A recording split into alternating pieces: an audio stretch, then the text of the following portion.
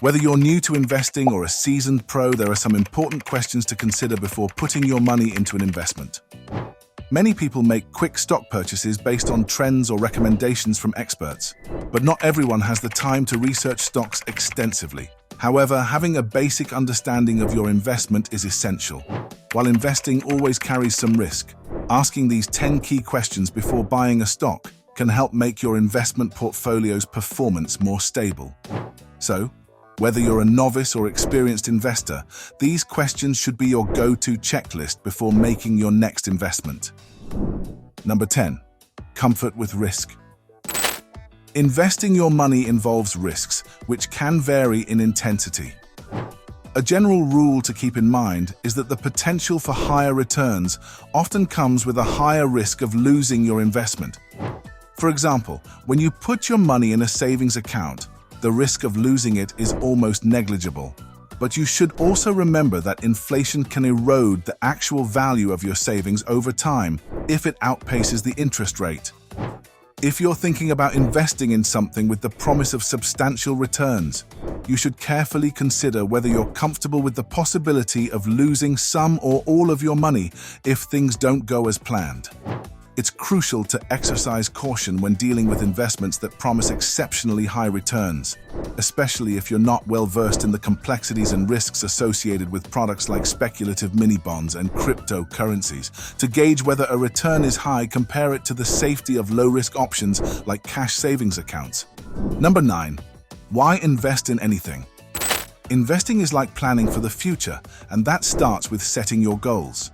Everyone has different needs and wants, so naturally, our goals vary.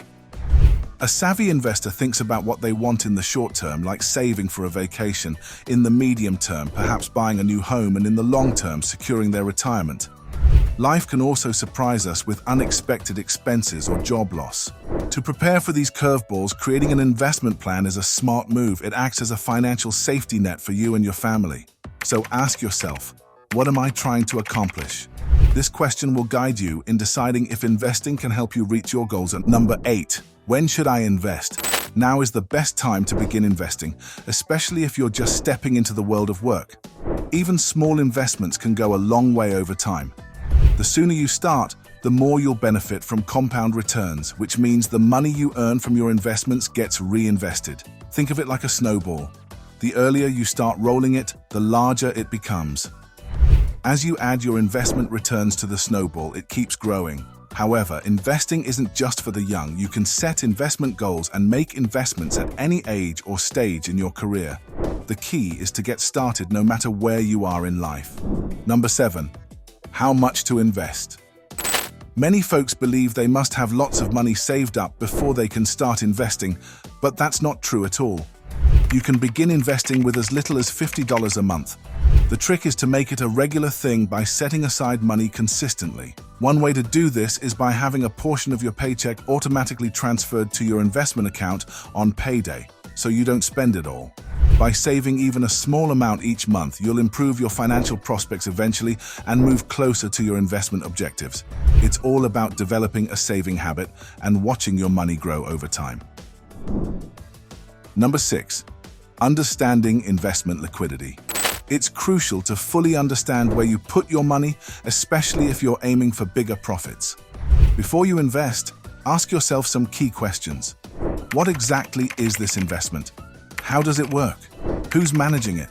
And can you easily take your money off if you need to? These are vital considerations. Knowing what you're investing in is essential. Some investments may seem easy to enter, but exiting them might not be so simple, especially if your plans change or you're thinking short term. It's important to grasp if other people are buying or selling similar investments daily, like in the stock market, and whether you need permission from the investment provider to sell. High-risk investments can be suitable for those experienced in finance, but they might not be right for you if you lack experience, can't afford to lose your money, or don't fully comprehend the investment. In such cases, it's better to explore alternatives like increasing your contributions to a workplace pension or investing in a diversified fund through a stocks and shares ISA. These options are generally safer and more suitable for individuals in your situation. And if these questions are helpful for your first investment, don't forget to hit that subscribe button and stay updated with more videos like this. Number 5. Does the company profit? There are countless reasons to think about putting your money into a company. It could be an exciting new startup or a well-known name that's been around for ages. But here's the important thing to remember. Both types of companies can end up losing money. When a business keeps losing money, it might be in danger of going broke, so it's better to steer clear.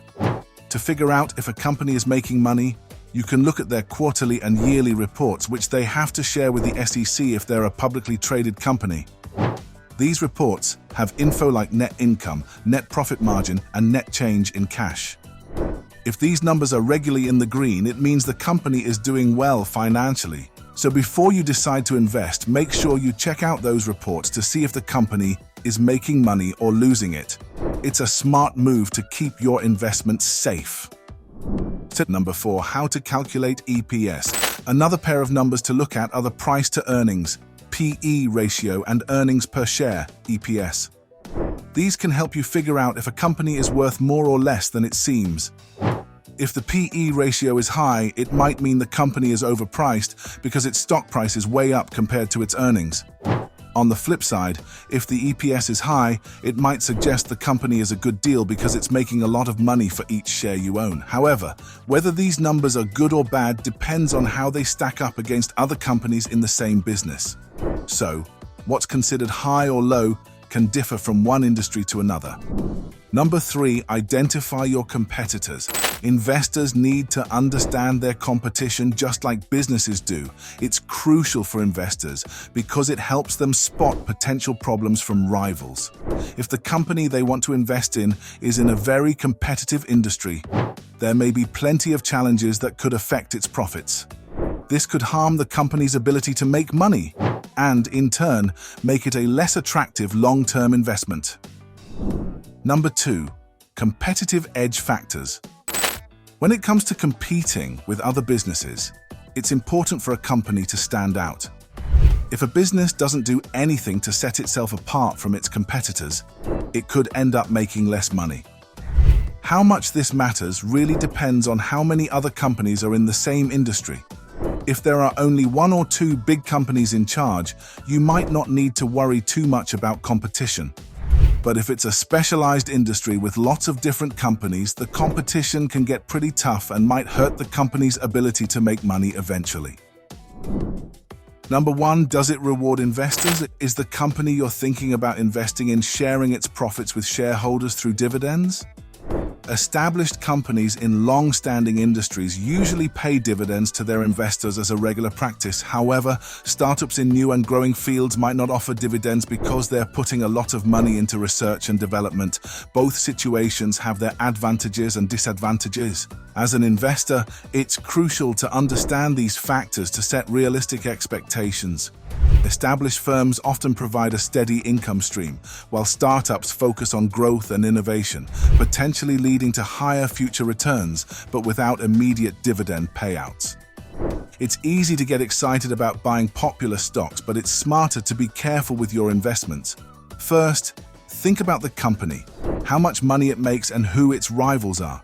If it still seems like a good investment after thinking about these things, it could be a good choice. If not, it might be better to consider other options. If you like this advice, subscribe to our channel for more tips.